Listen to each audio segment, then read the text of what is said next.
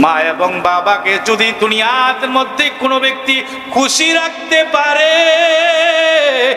ওই ব্যক্তির কপাল খুলে যায়, ঠিক কিনা? ও বন্ধু, আল্লাহ তাআলা বলে ইহসান করবা, ইহসান, মা বাবার সাথে ইহসান করবা। আল্লাহ তাআলা কোরআন শরীফের ভিতরে উফিন শব্দ ব্যবহার করা হয়েছে, বলে মা বাবার সাথে যখন কথা বলবা ঘাড় বাঁকায়া কথা বলবা না, বুক টান করে। মা বসে আছে, তুমি দাঁড়িয়ে আছো, মার সাথে যখন কথা বলবি রে যুবক, ওই যে মাথাটা নিচু করে মার সাথে কথা বলবা। বাবার সাথে যখন কথা বলবা ঘাটটাকে একটু নোয়ে কথা বলবা। আল্লাহ তাআলা বলেন, এমন কোন যুবক যদি দুনিয়াতে থাকে যে যুবকটা বাবার মুখে হাসি ফুটাইতে পারছে, এমন যদি কোনো যুবক দুনিয়ার মধ্যে থাকে যে যুবকটা মায়ের মুখে হাসি ফুটাইতে পারছে, আল্লাহর নবী বলেন ওই যুবকটা দুনিয়া থাকতে জান্নাত কিনে নিয়েছে, ঠিক কিনা? রঙিন এই পৃথিবী সারিতে হইবে, সাধের এই দেহ মাটিতে খাইবে, শূন্য হবে জিন্দেগানি, কার লাগিয়া এত মায়া, এত চোখের পানি, ঠিক কিনা? রঙিন এই পৃথিবী সারিতে হইবে, সাধের এই দেহ মাটিতে খাইবে, শূন্য হবে জিন্দেগানি, কার লাগিয়া এত মায়া, এত চোখের পানি, রেহমন কার লাগিয়া এত মায়া, এত চোখের পানি, ঠিক কিনা? সন্ধ্যা হলে ডুবিবে বেলা, সাঙ্গ হবে ভবের ওই খেলা, ঠিক কিনা? সন্ধ্যা হলে ডুবিবে বেলা, সাঙ্গ হবে ভবের ওই খেলা, কেউ বা ডাকবে মামা করে, কেউ বা ডাকবে বাবা বলে, সারা তো দিবে না জননী, কার লাগিয়া এত মায়া, এত চোখের পানি, রেহমন কার লাগিয়া এত মায়া, এত চোখের পানি। আল্লাহু আকবার। ও বন্ধু, মা বাবার আদব করবো তো ইনশাআল্লাহ? মা বাবাকে কষ্ট দিব না।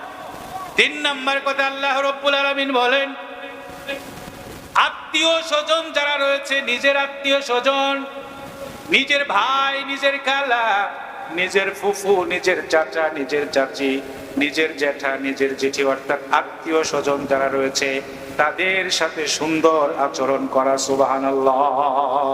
এখন তো দেখা যায় যে নিজের আত্মীয় স্বজনের সাথে সম্পর্ক নাই, আরেক বাড়ির সাথে সম্পর্ক, ঠিক কিনা?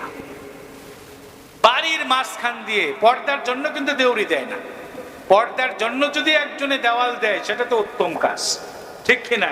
ঝগড়া হয়েছে দেওয়াল দেয়, আছে না নাই? বাড়ির মাঝখান দিয়ে কি ব্যাপার, বাড়ির মাঝখানে দেওয়াল কেন, বাড়ির মাঝখানে দেউড়ি কেন?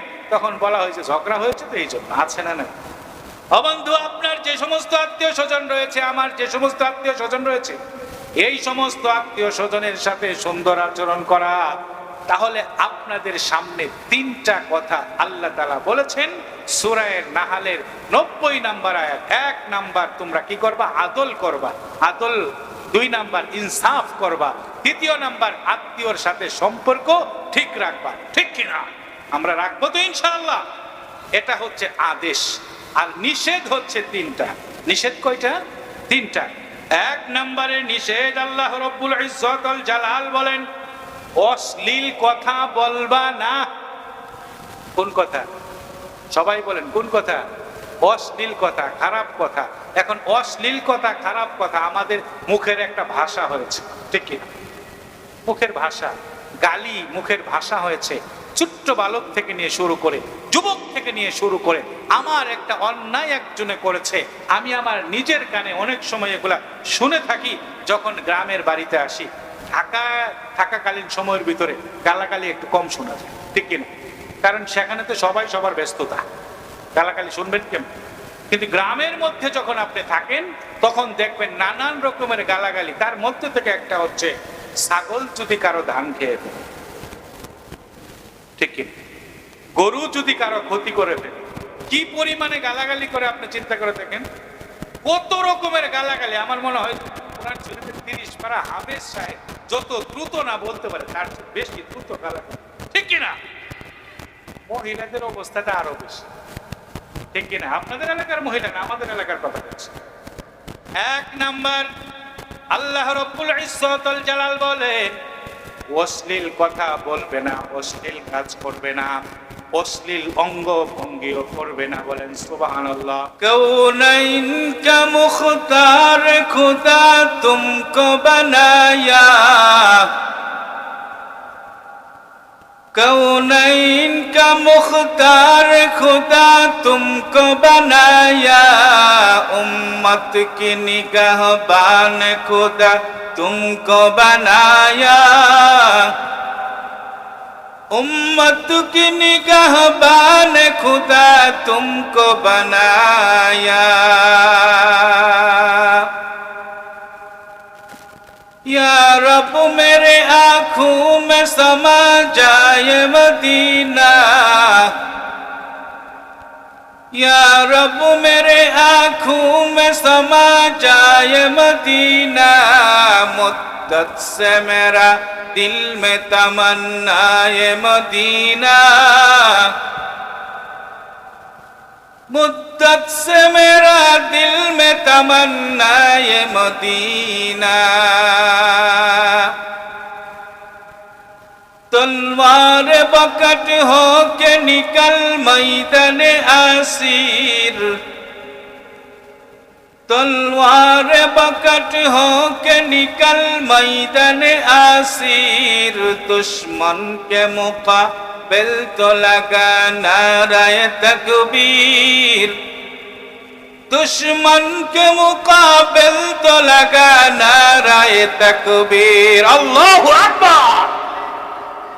तो मर्द मुसलमान हो, तो मर्द मुसलमान, तो मर्द मुसलमान हो, तो मर्द मुसलमान, एक हाथ में तलवार एक हाथ में कुरान, एक हाथ में तलवार एक हाथ में कुरान। নূরে মদিনা নুরানি কিন্ডারগার্টেন ও কওমি মহিলা মাদ্রাসার উদ্যোগে বিশাল ওয়াজ ও মাহফিলের সম্মানিত শ্রদ্ধাভাজন, সম্মানিত সভাপতি সাহেব, প্রধান অতিথি, বিশেষ অতিথি, সম্মানিত হযরত উলামায়ে কেরামগণ, আমার আগে যিনারা আলোচনা করেছেন হযরত উলামায়ে কেরামগণ, মঞ্চে উপবিষ্ট যুগশ্রেষ্ঠ হযরত উলামায়ে কেরামগণ, আমার সামনে উপবিষ্ট আমার পিতৃ সমতুল্য বাবাজিরা, সমবয়সী যুবক ভাইরা, স্নেহের ছোট কুচি কাচারা, পর্দার অন্তরালে অত্যন্ত সাধুবী সুদূপী আমেলা সালেহা আমার মা বোনেরা, সম্মানিত উপস্থিতি, আপনারা এই মাহফিলে আসতে পেরে খুশি না বেজার? সবাই একটু বলেন খুশি না বেজার? যে আল্লাহ রব্বুল আলামিন আপনাকে আমাকে এই ফিতনা ফাসাদের জামানার মধ্যে প্রচন্ড শীত থেকে হারামের বিছানাকে হারাম করে আসমানের নিচে জমিনের উপরে যে মুহূর্তে এই পৃথিবীর মধ্যে সবচেয়ে দামি জায়গা হচ্ছে এটা, ঠিক কিনা? সেই আল্লাহ তাআলা আপনাকে আমাকে সুযোগ করে দিলেন। সেই মহান প্রভুর দরবারে অন্তরের অন্তরস্থল থেকে কালিমাতে শুকর গুজার হচ্ছি আলহামদুলিল্লাহ। আর একটু জোরে বলি আলহামদুলিল্লাহ। বন্ধুগণ, যতক্ষণ পর্যন্ত কোরআন হাদিসের কথা চলবে আপনারা থাকবেন না ভাগবেন? কে কে ভাগবেন একটু হাত তুলেন তো দেখি।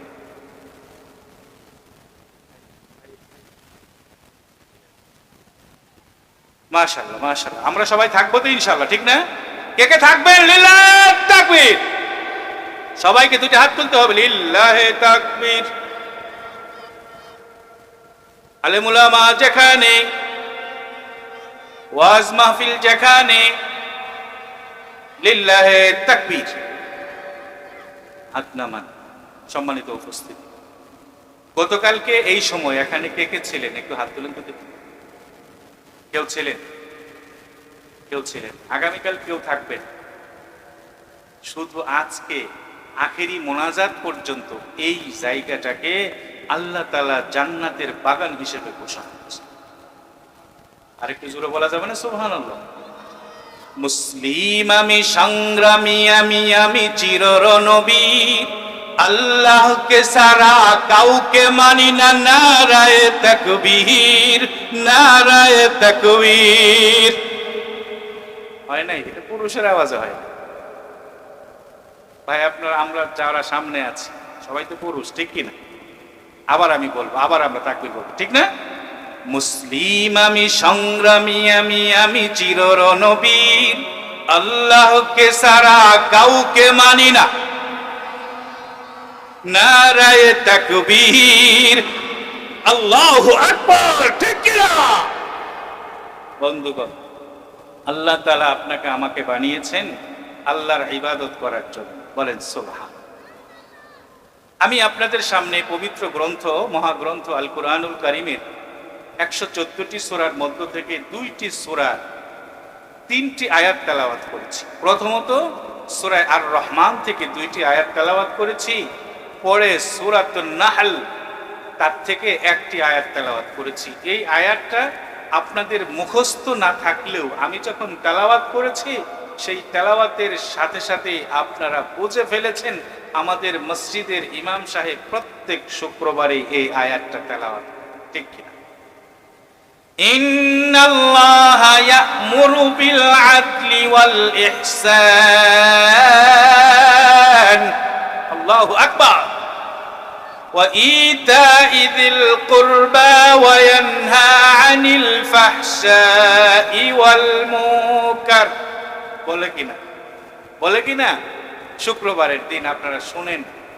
সূরাতুন নহলের মধ্যে আল্লাহ তাআলা এই সূরাটাকে কোরআনের সিরিয়ালের দিক দিয়ে 16 নম্বর সূরা, পারার দিক দিয়ে 16 নম্বর পারায় নাজিল করেছেন, বলেন সুবহান। আয়াত সংখ্যা হচ্ছে 128। আয়াত সংখ্যা কত? 128। এটা মক্কায় অবতীর্ণ হচ্ছে। নাহলুন শাব্দিক অর্থ হচ্ছে মৌমাছি। নাহলুন শাব্দিক অর্থ কি? সবাই একটু বলেন, কি মাছি? মৌমাছির কামড় খাইলে খুব ভালো লাগে। মৌমাছির কামড় খেয়েছেন কে কে? একটু হাত তুলেন তো দেখি। আমি খেয়েছি।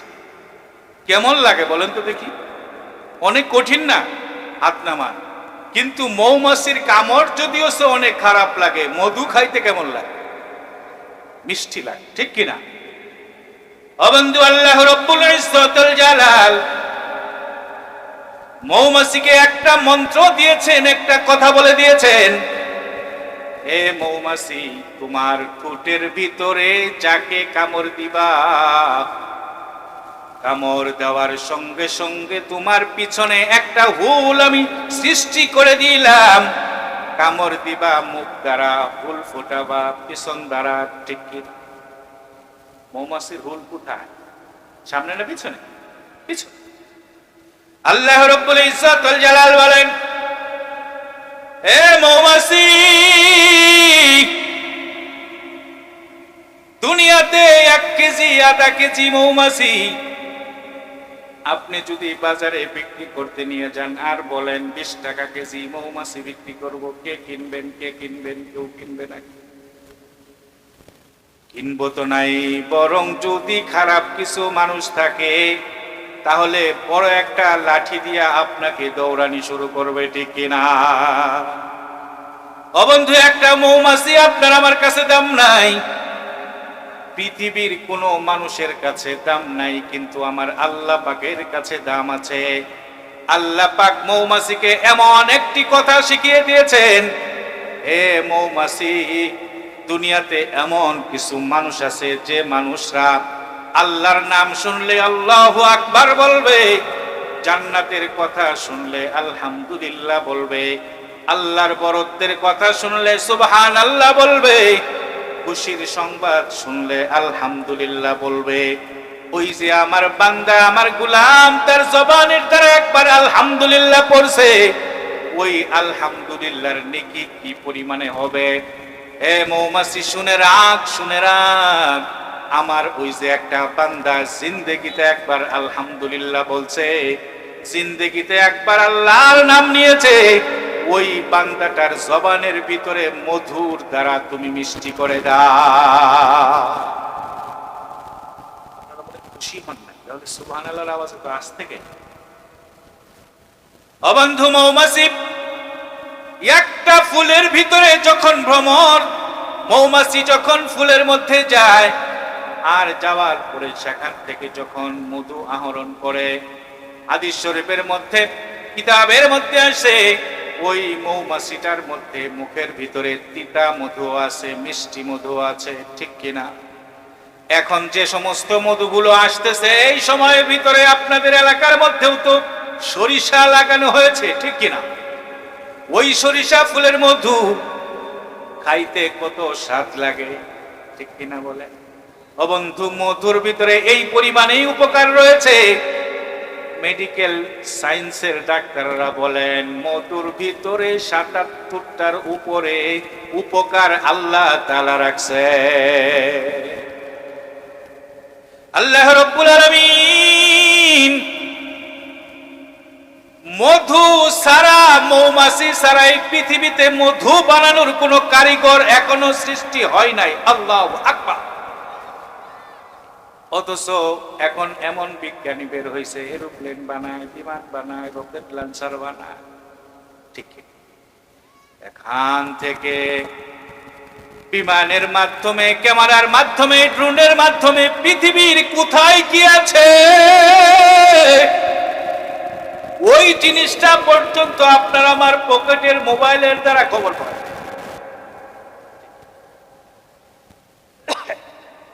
কিন্তু মধু বানানোর মতো প্রকৌশলী ইঞ্জিনিয়ার এখনো হয় নাই। আপ চিনির গুঁড়ার দ্বারা বানাইতে পারে, চিনির দ্বারা বানাইতে পারে, কিন্তু 2 নাম্বার ওটাকে মধু বলে না, ঠিক কিনা বলেন? ভেজাল মধু বলে।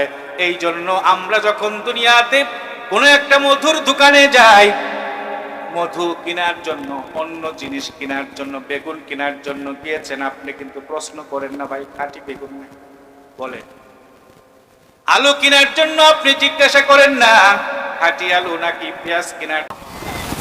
আকসাম ইবনে সাইফি রাদিয়াল্লাহু তাআলা আনহু হাজার হাজার মানুষের সামনে বলতে শুরু করলো, আমি নিজেই মুহাম্মদ ইবনে আব্দুল্লাহর কাছে যাব, যে দেখবো কত বড় লিডার হয়েছে, সে কেমনে কথা বলে। কিন্তু হাজার হাজার মানুষের মধ্য থেকে মানুষটা বলতে শুরু করলো, ও আকসাম ইবনে সাইফি, আপনার যাওয়ার দরকার নাই। আমাদের মধ্য থেকে বিচক্ষণ শিক্ষিত 2 জন যুবককে দূত হিসেবে পাঠান।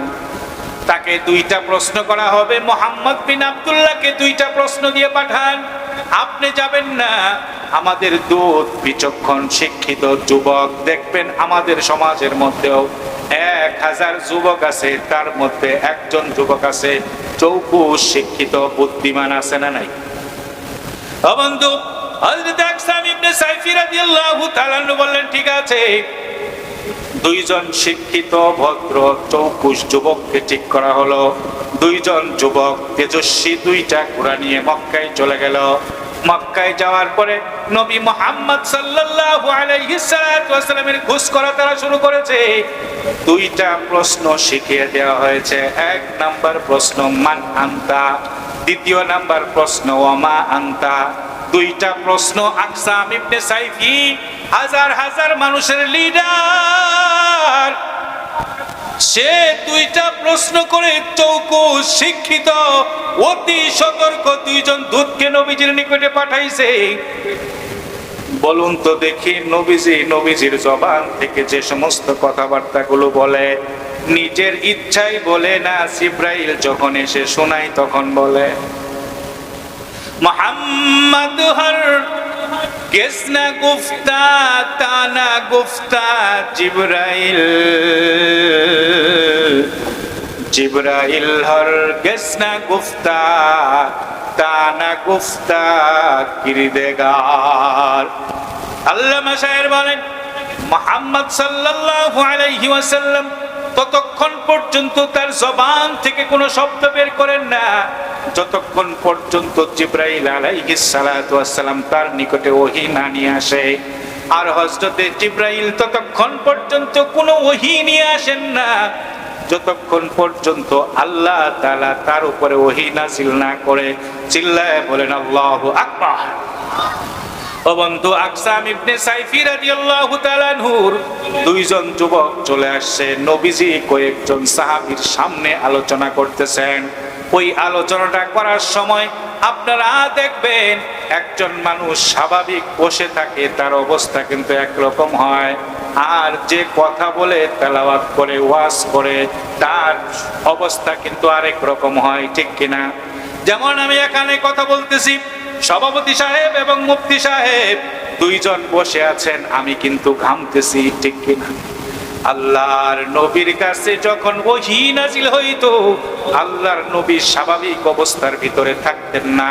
হযরতে আয়েশা সিদ্দিকা রাদিয়াল্লাহু তাআলা আনহা বলেন, প্রচন্ড শীত, আমরা শরীরের ভিতরে মোটা কাপড় পরে বসে আছি।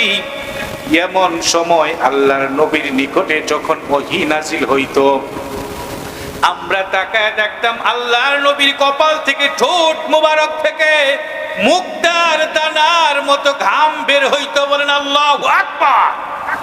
ও বন্ধু, হযরত আয়েশা সিদ্দিকা রাদিয়াল্লাহু তাআলা আনহা বলেন, ইয়া রাসূলুল্লাহ, আপনার কাছে যখন ওহী নাযিল হয় তখন কেমন লাগে?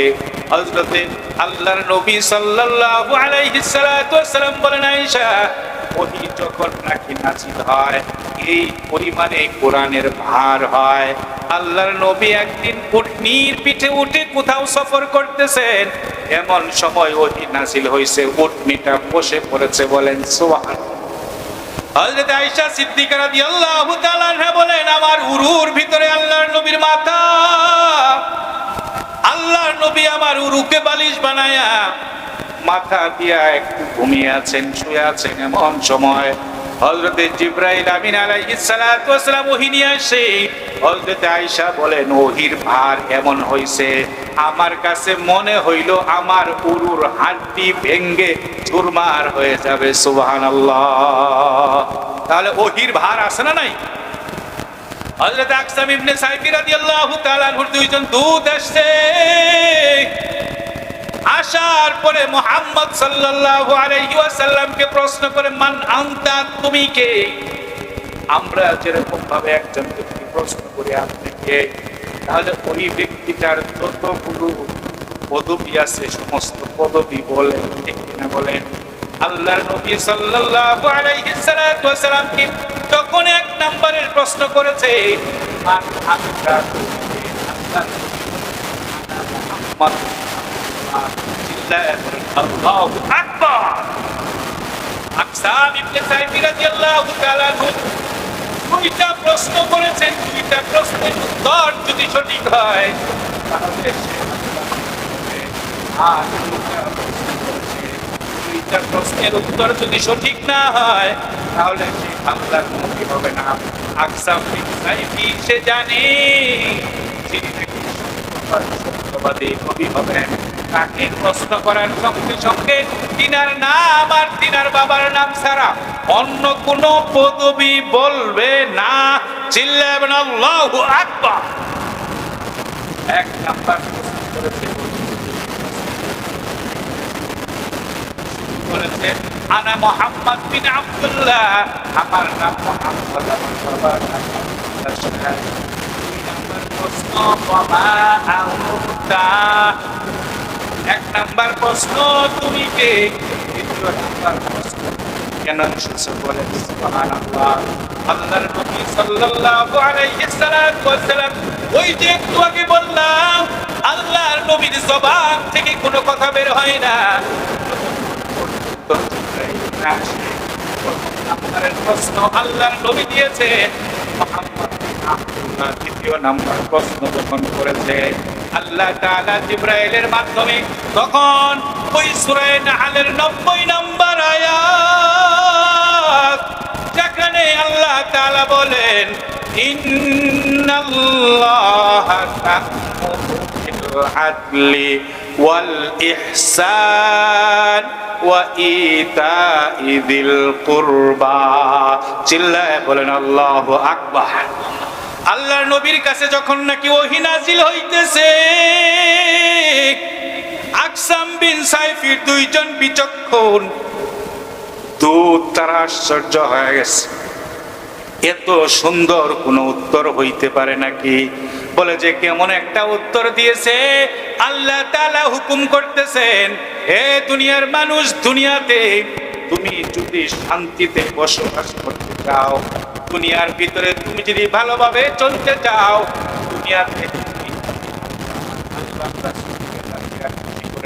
চাও, দুনিয়াতে তুমি যদি মা বাবার দোয়া নিতে চাও, দুনিয়াতে তুমি দোয়া নিতে চাও, দুনিয়াতে তুমি যদি ছোট বাচ্চাদের শ্রদ্ধা পেতে চাও, দুনিয়াতে তুমি যদি শ্রদ্ধা হতে চাও, ও মা ও বোনেরা, আপনারাও এই কথাটা খুব ভালোভাবে স্মরণ রাখেন।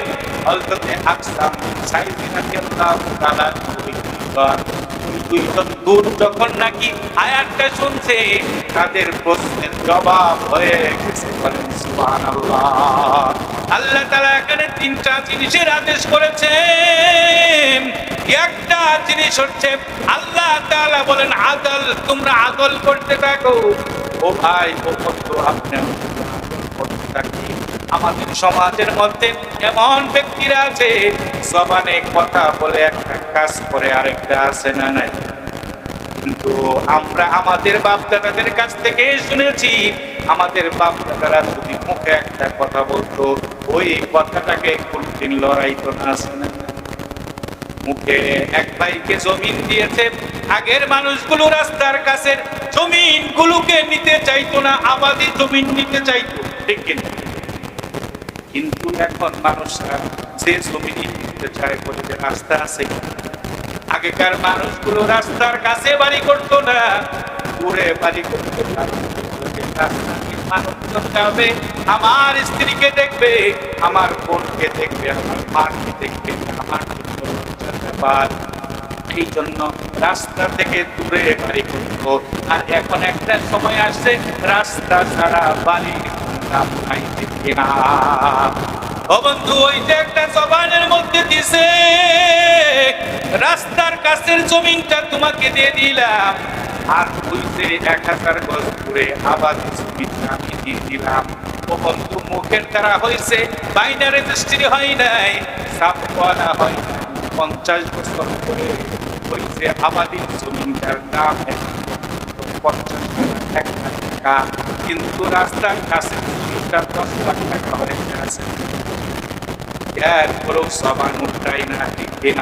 কিন্তু এখন বন্ধু, আপনি একজনের সাথে বাইনা রেজিস্ট্রি করে চলে আসছেন, এরপরে দেখবেন 2 দিন পরে ওই ব্যক্তি উল্টে গেছে।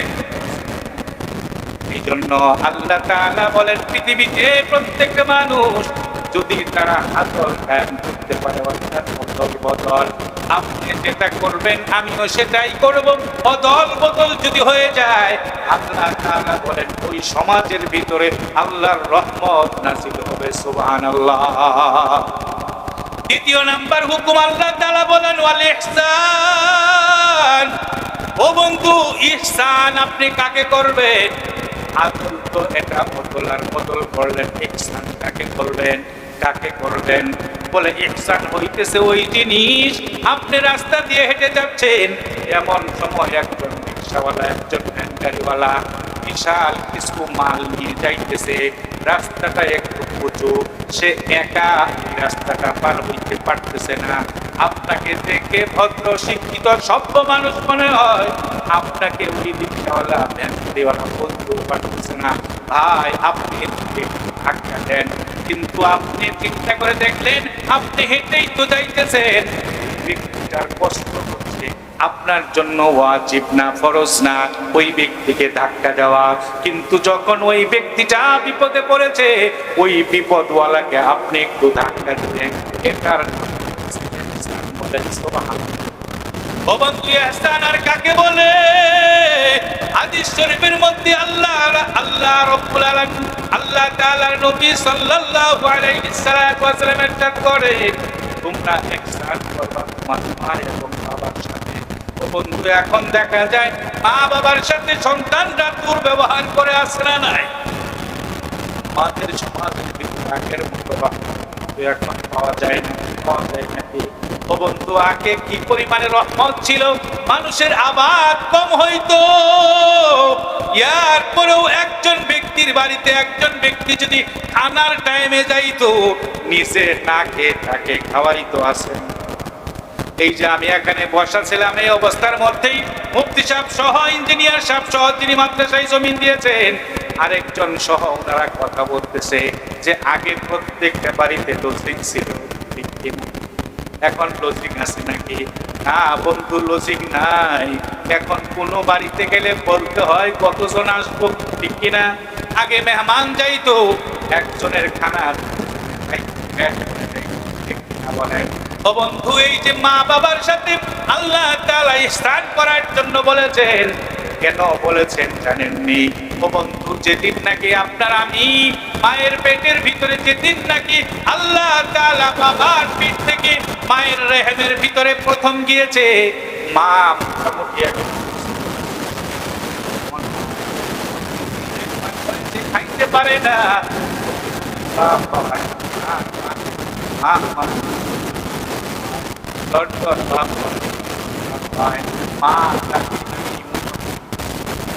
মনে হয়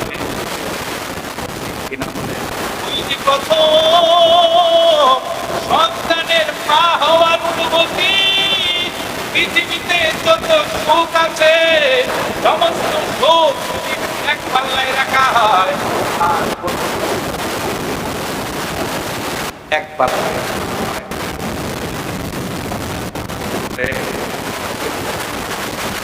প্রথম যখন আমি বাবা হয়েছি, আমি প্রথম যেদিন আমার প্রথম সন্তানের বাবা হব, আমার প্রোগ্রাম ছিল সিলেট হবিগঞ্জে।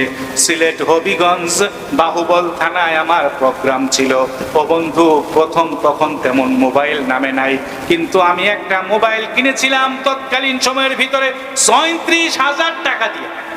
ওই সময় ও বন্ধু, আমার স্ত্রী যখন আমাকে ফোন করেছে, তুমি মনে হয় বাবা হবা, আপনাদের বিশ্বাস হবে কিনা জানি না। ও বন্ধু, সংবাদটা পাওয়ার সঙ্গে সঙ্গে সফর ছিল ৩ দিনের, সফর সংক্ষিপ্ত করে তাড়াতাড়ি চলে আসছি। আহারে আমার স্ত্রী, আমি প্রথম সন্তানের বাবা হব, ওই যে একটা অনুভূতি। আল্লাহ তাআলা বলেন, তোমার বাবা এবং মায়ের সাথে তুমি কেন ইহসান করবা জানোনি? তোমার জন্মের পিছনে তোমার মা এবং বাবার কি পরিমাণে অবদান রয়েছে। তোমার মা তোমাকে পেটে নিয়ে খানা খাইতে বসছে, একবারে যে জিনিসটা খাইতে ইচ্ছা করে ওটা নিয়ে বসছে, এমন সময় তুমি পেটের ভিতরে একটা লাথি মেরেছ। তোমার মা ভাতের প্লেটটাকে রেখে পেটটা ধরে বিছানায় শুয়ে পড়েছে, এমন মহিলা আছে না নাই? ১০০% মহিলারাই আছে। মেডিকেল সায়েন্সের ডাক্তাররা এখন বলেন যে সন্তানটা চঞ্চল কম, ওই সন্তানটাও মায়ের পেটে দিনে ৪,০০০ বার লাথি মারে। ও বন্ধু, আমার কথা নয়, মেডিকেল সায়েন্সের ডাক্তাররা বলতেছেন যে সন্তানটা চঞ্চল কম, দেখবেন কিছু সন্তান আছে চঞ্চল বেশি, আর কিছু আছে চঞ্চল কম।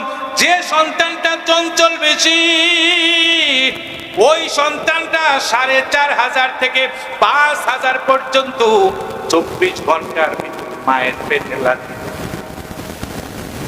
আর যে সন্তানটা চঞ্চল কম, ওই সন্তানটা কমপক্ষে ৪,০০০ বার মায়ের পেটে লাথি দেয়।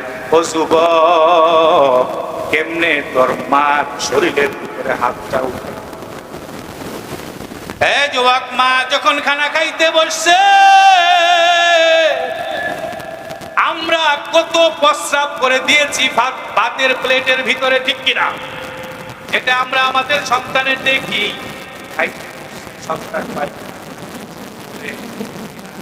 এখন টিস্যু বের হয়েছে, এখন তো প্যাম্পাস বের হয়েছে, কিন্তু আমরা মায়ের করেছিলাম এরকম পৌষ মাঘ মাসে। আহারে বাবার মায়ের যে কাঁথার ভিতরে আপনাকে আমাকে কষ্ট করেছে, মায়ের হাত মা আসলটা পাকায়া। এ যুবক কেমনে মায়ের মনে কষ্ট দাও, এ যুবক কেমনে বাবার মনে তোমরা কষ্ট দাও। মা এবং বাবাকে যদি দুনিয়ার মধ্যে কোনো ব্যক্তি খুশি রাখতে পারে, ওই ব্যক্তির কপাল খুলে যায়, ঠিক কিনা? ও বন্ধু, আল্লাহ তাআলা বলে ইহসান করবা, ইহসান মা বাবার সাথে ইহসান করবা। আল্লাহ তাআলা কোরআন শরীফের ভিতরে উফিন শব্দ ব্যবহার করা হয়েছে, বলে মা বাবার সাথে যখন কথা বলবা ঘাড় বাঁকায়া কথা বলবা না, বুক টান করে। মা বসে আছে, তুমি দাঁড়িয়ে আছো, মার সাথে যখন কথা বলবি রে যুবক, ওই যে মাথাটা নিচু করে মার সাথে কথা বলবা। বাবার সাথে যখন কথা বলবা ঘাটটাকে একটু নোয়ে কথা বলবা।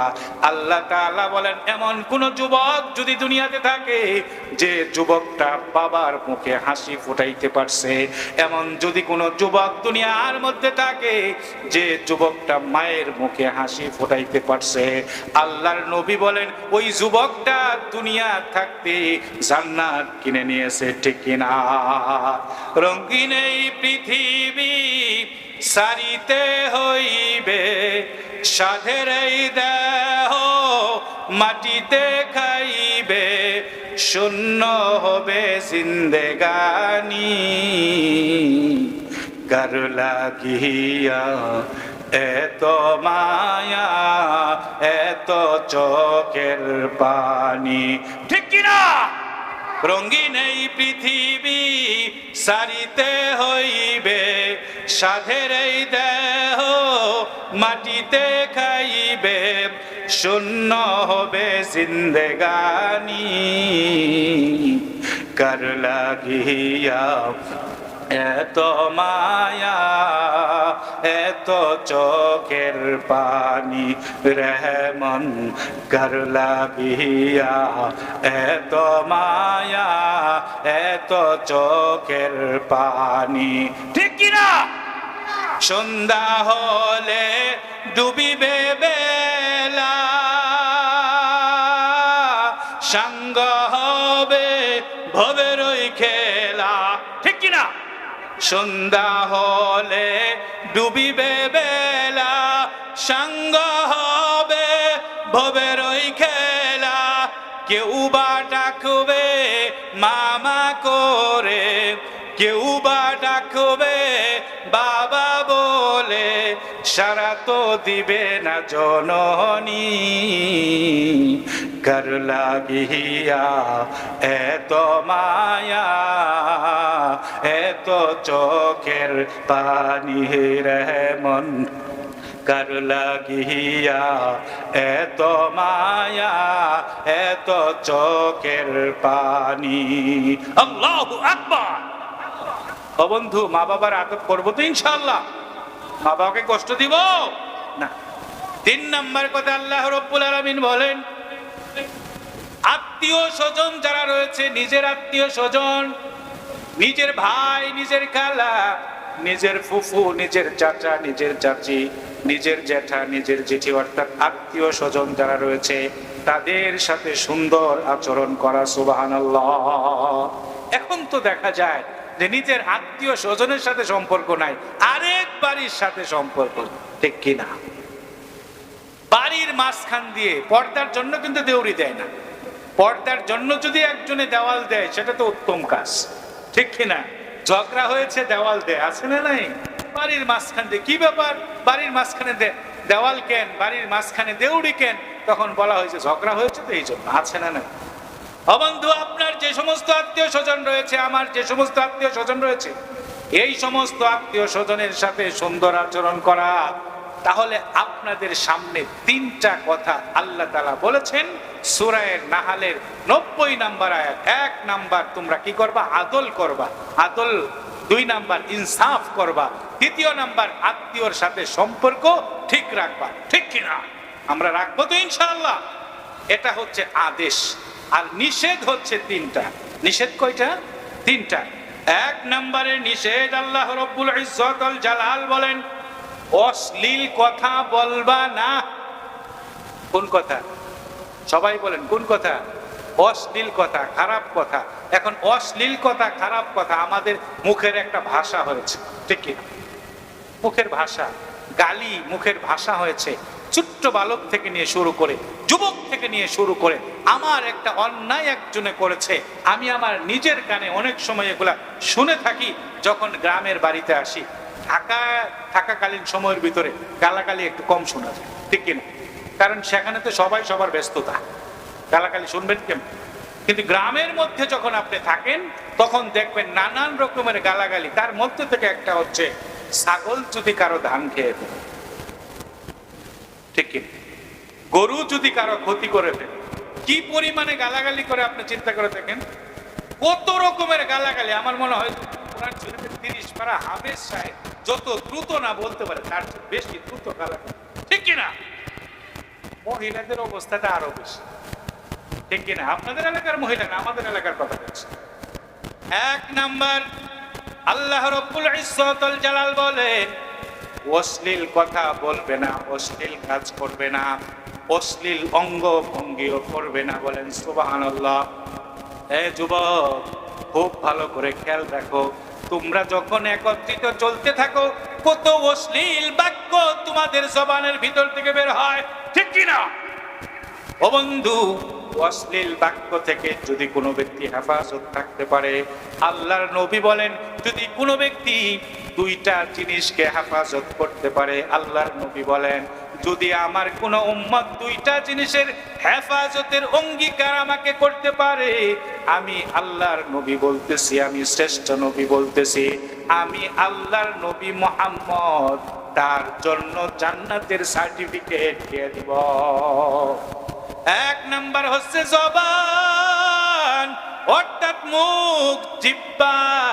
ও বন্ধু, কিতাবের মধ্যে আসছে হযরতে আবু বকর সিদ্দিক রাদিয়াল্লাহু তাআলা আনহু এত ভদ্র, এত সভ্য, এত আদর্শবান ব্যক্তি, আল্লাহর নবীর পরেই যার স্থান, আল্লাহর নবীর পরেই যিনি জান্নাতের ভিতরে প্রবেশ করবেন, হযরত আবু বকরের নেকি এই পরিমাণে হবে।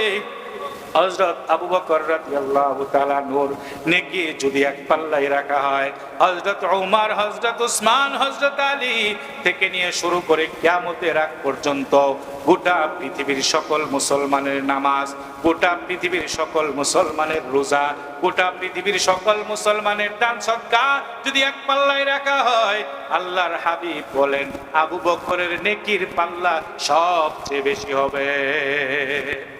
সেই হযরত আবু বকর সিদ্দিক রাদিয়াল্লাহু তাআলা আনহু আল্লাহর নবীর কাছে যেদিন শুনেছেন আল্লাহর নবী বলেছে, তোমরা দুইটা জিনিসের অঙ্গীকার যদি আমার সাথে করতে পারো, আমি তোমাদের জন্য জান্নাতের অঙ্গীকার করতেছি। ও বন্ধু, হযরত আবু বকর সিদ্দিক রাদিয়াল্লাহু তাআলা আনহু মাঝে মাঝে যখন একজন ব্যক্তি তাকে সালাম দিত, সালামের উত্তরটা দিতে একটু দেরি হয়ে যাইতো, ওই ব্যক্তিটা তাকে জিজ্ঞাসা করতো, আবু বকর, আপনাকে সালাম দিলাম, সালাম নিতে আপনার দেরি হয় কেন?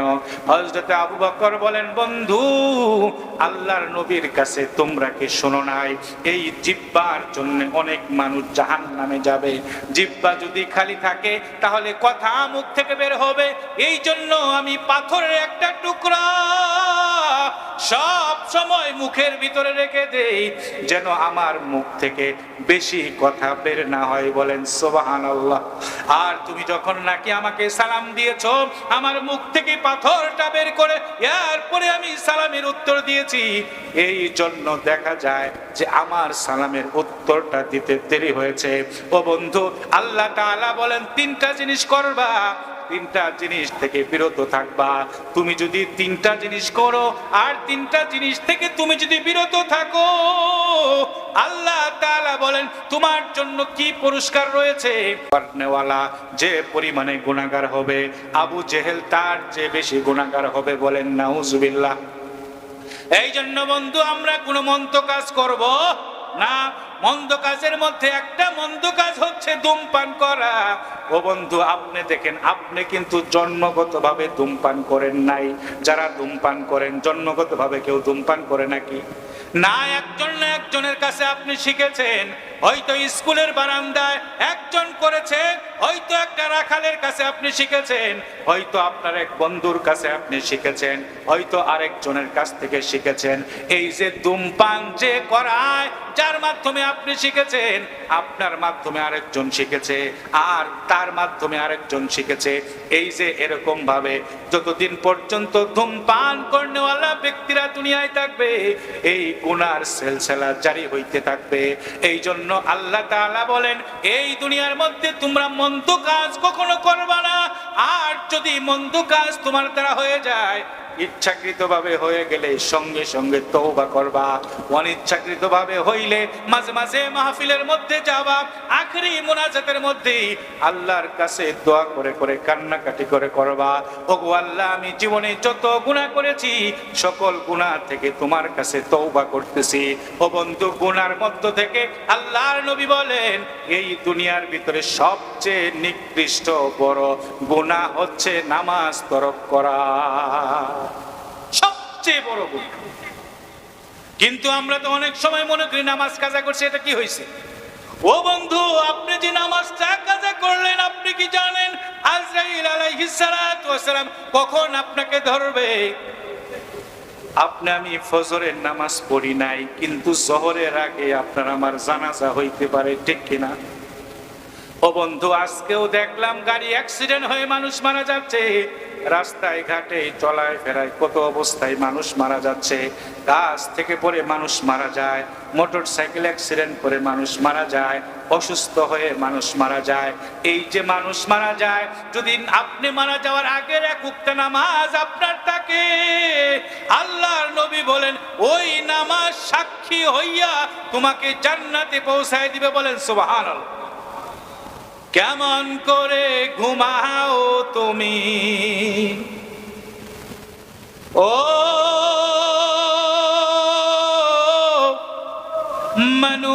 মানুষ, কেমন করে ঘুমাও তুমি, কেমন করে ঘুমাও তুমি, ফজর করে কাজা,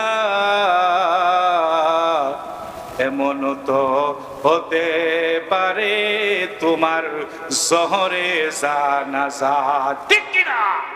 কেমন করে ঘুমাও মানুষ, ও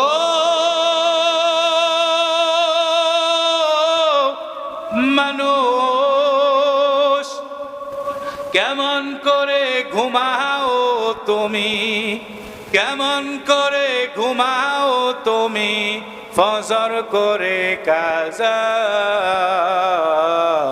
এমন তো হতে পারে তোমার জোহরে জানাজা, তোমার এমন তো হতে পারে জোহরে জানাজা, ঠিক কিনা?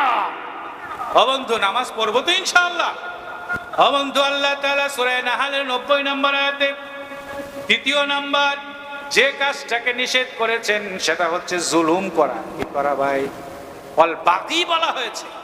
আল্লাহ তাআলা এখানে বলেছেন জুলুম কোনদিন করবা না।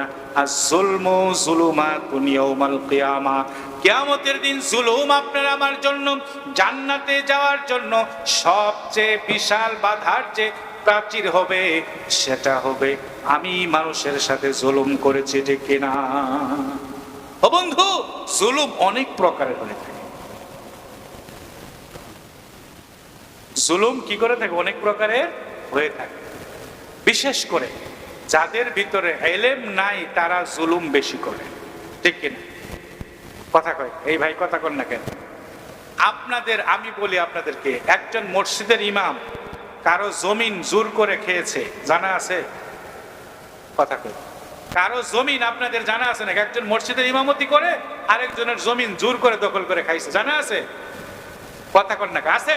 থাকলে বলেন। একজন মসজিদের ইমাম সাহেব কাউকে হত্যা করেছে, আপনাদের জানা আছে? একজন মসজিদের ইমাম সাহেব কোন দোকান থেকে চাঁদা নিয়েছে, আপনাদের জানা আছে? না, বরং আপনারা যেটা দেন সেটাই খেয়ে, তারা খেয়ে না খেয়ে কষ্টে থেকে আপনার মসজিদে, আমি যখন ঘুমিয়ে থাকি মুয়াজ্জিন সাহেব তখন মসজিদে আজান দেয়, ঠিক কিনা? বন্ধুগণ, এই মুয়াজ্জিন যে আজান দেয়, মুয়াজ্জিন প্রয়োগ করছে আমাদের বাংলাদেশের যতগুলো প্রাইমারি স্কুল আছে, কেজি স্কুল আছে, এগুলার থেকে মুয়াজ্জিন বানানো। হ্যাঁ, ইমাম বক্তা একটাও না। তাহলে এখন আপনাদের এলাকার এমন কিছু, আপনার একটা সন্তান আমার মতো বক্তা, আপনার একটা সন্তান আমার মতো তেলাওয়াত করুক, চান কিনা? আপনার একটা সন্তান মসজিদের ভিতরে খুতবা দেখ, চান কিনা? যদি এটা দিতে চান তাহলে আপনার জন্য উচিত হচ্ছে, ও মা, ও বোন, ও বাবাজিরা, আপনাদের একটা সন্তান। কত সুন্দর একটা সিস্টেম হয়েছে মা বোনদের জন্য। এখানে ছেলেদের জন্য মাদ্রাসা নুরানি, মা বোনদের জন্য মাদ্রাসা। ও বন্ধু, একটা মাদ্রাসার ছাত্রের নাম কত আপনি জানেন?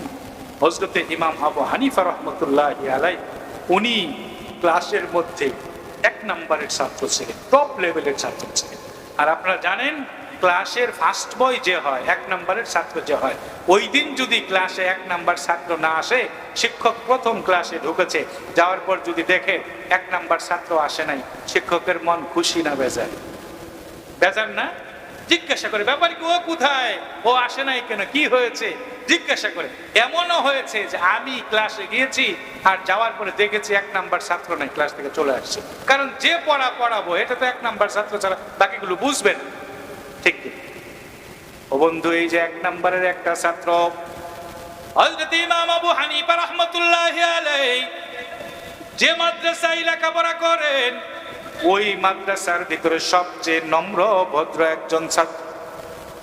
ক্লাসের ভিতরে দেরি করে উস্তাদজি তখন হযরত ইমাম আবু হানিফা রাহমাতুল্লাহি আলাইহি পরে যখন ক্লাসের ভিতরে ঢুকছে, উস্তাদজি তাকে কাছে ডাকছে, এদিকে আসো, প্রত্যেক দিন তুমি দেরি করে কেন আসো? ও বন্ধু, যারা নাকি নম্র ভদ্র হয়, প্রশ্ন করার সঙ্গে সঙ্গে অকপটে উত্তর দেয় না, ঠিক কিনা বলেন?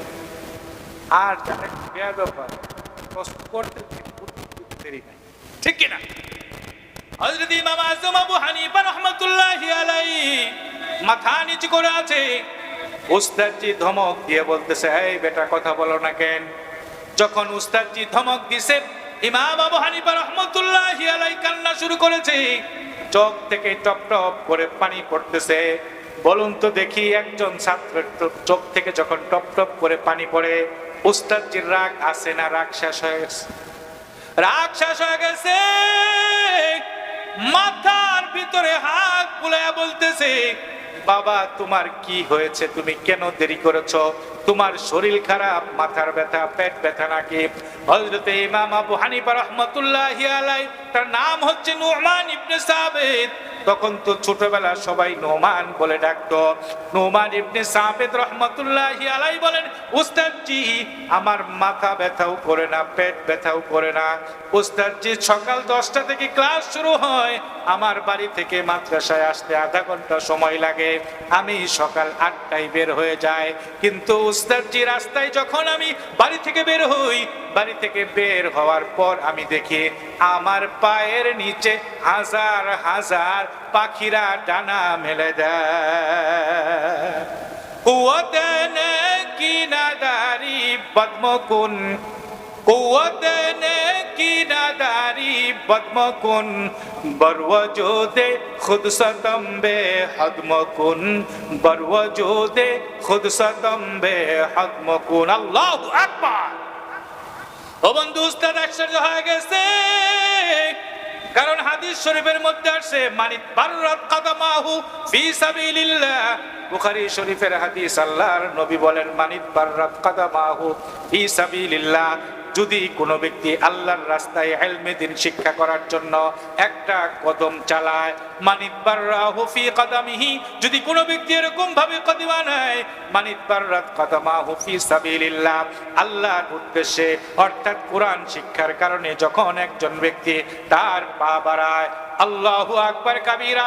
ওই পায়ের ভিতরে যে সমস্ত ধুলাবালি গুলো লাগে, আল্লাহর নবী বলেন হারামাহুল্লাহু ফিন্নার, আল্লাহ তাআলা ওই ছাত্র ওই ব্যক্তির পা তো দূরের কথা, ওই ব্যক্তি ওই ছাত্রের পায়ের সাথে যে সমস্ত ধুলাবালিগুলো লাগছে, আল্লাহ তাআলা ওই ধুলাবালিকে পর্যন্ত জাহান্নামের আগুন হারাম করে দেয়।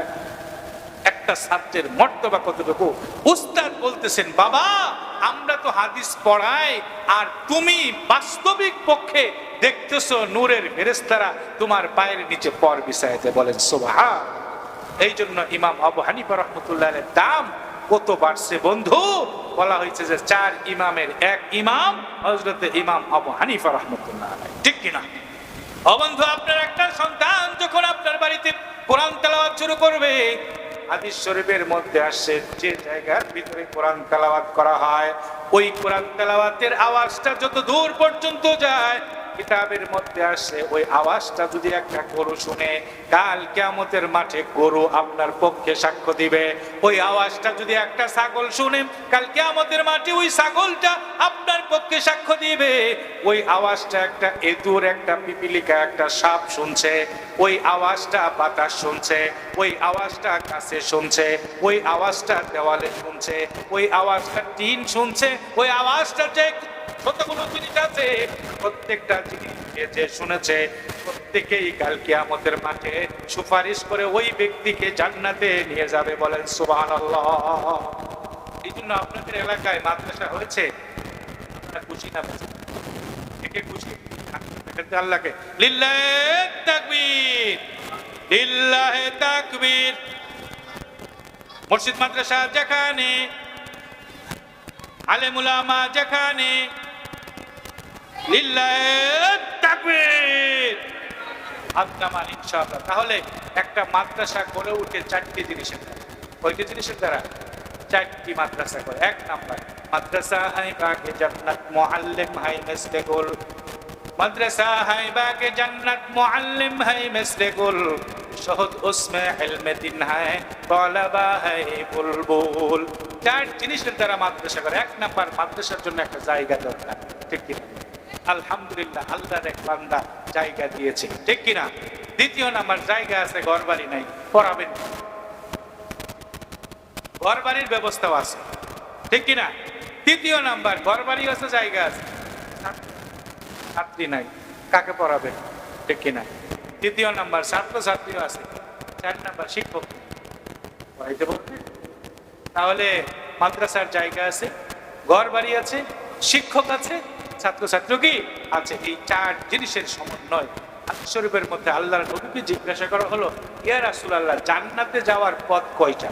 আমি এই কথাটা বলেই শেষ করব ইনশাআল্লাহ। আল্লাহর নবী সাল্লাল্লাহু আলাইহি সাল্লাম বলেন, জান্নাতে যাওয়ার জন্য 4টা রাস্তা। 1 নাম্বার রাস্তা হচ্ছে কোন আলেমান, তুমি আলেম হও। বলেন সুবহানাল্লাহ। আল্লাহর নবী যখন এই কথাটা বলেছেন, বৃদ্ধ বৃদ্ধ কিছু সাহাবী মুহ করে কান্না শুরু করে দিয়েছে। আল্লাহর নবী বলেন, এ সাহাবারা তোমরা কান্না করো কেন? সাহাবারা বলেন, ইয়া রাসূলুল্লাহ, জান্নাতে যাওয়ার 1 নম্বরের পথ আপনি বলেছেন কোন আলেমান। আমাদের বয়স 60 হয়েছে, 70 হয়েছে, আমরা আলেম এখন কিভাবে হব? আমরা সূরা একটা যেভাবে বলি আমাদের মুখে অন্যভাবে উচ্চারিত হয়। ঠিক কিনা বলেন? আল্লাহর নবী বলেন, অসুবিধা নাই, অসুবিধা নাই, আলেম হইতে পারে নাই, আও মুতাআল্লিমান, আলেমের ছাত্র হও। বলেন সুবহানাল্লাহ। জান্নাতে যাওয়ার 1 নাম্বার পথ আলেম হইতে হয়, 2 নাম্বার পথ আলেমের ছাত্র হইতে হয়। ওই যে সাহাবারা আবার কান্না শুরু করেছে, আল্লাহর নবী বলেন, আবার কাঁদো কেন? বলি, ইয়া রাসূলুল্লাহ, আলেম হইতে পারি নাই, গরিব মানুষ, সকাল থেকে নিয়ে সন্ধ্যা পর্যন্ত মাঠে খাটতে হয়। মাঠে যদি একদিন না কাটি আমার ঘরের ভিতরে চুলা জ্বলবে না। ইয়া রাসূলুল্লাহ, ছাত্রও তো হইতে পারবো না। আল্লাহর নবী বলেন, আরো একটা পথ আছে। আল্লাহু আকবার বলেন, আল্লাহু আকবার। আরো একটা পথ আছে। আল্লাহর নবী বলেন, আও মুঈনান, তোমরা আলেমকে সহযোগিতা করো। বলেন সুবহানাল্লাহ। এখন গরিব সাহাবী যারা ছিল তারা কাঁদতে শুরু করেছে। আল্লাহর নবী বলেন, কাঁদো কেন? সাহাবারা বলে ইয়া রাসূলুল্লাহ আলেমও হইতে পারলাম না, আলেমের ছাত্র তো হইতে পারলাম না, আলেমকে সাহায্য সহযোগিতাও তো করতে পারলাম না, ইয়া রাসূলুল্লাহ এই জন্য কাঁদতেছি। আল্লাহর নবী বলেন না না, আরেকটা রাস্তা রয়েছে, আও মুহিব্বান, তোমরা আলেমদেরকে মহব্বত করবা। বলেন সুবহানাল্লাহ। ও বন্ধু, সকালবেলা যখন আপনি দেখতেছেন মাদ্রাসায় একটা ছেলে বুকের ভিতরে কোরআন শরীফ নিয়ে মাদ্রাসায় আসতেছে, আপনি একটা ভ্যান গাড়ি নিয়ে যাইতেছেন, আধা কিলোমিটার আছে মাদ্রাসায় যাবে, ভ্যান গাড়িতে রিক্সায় আপনার কোনো প্যাসেঞ্জার নাই, আপনি জানেন এই ছেলেটা এই মেয়েটা নূরে মদিনায় মাদ্রাসায় পড়ে, 50 টাকা দেওয়ার মতো আপনার সামর্থ্য নাই, 500 টাকা দেওয়ার মতো আপনার সামর্থ্য নাই।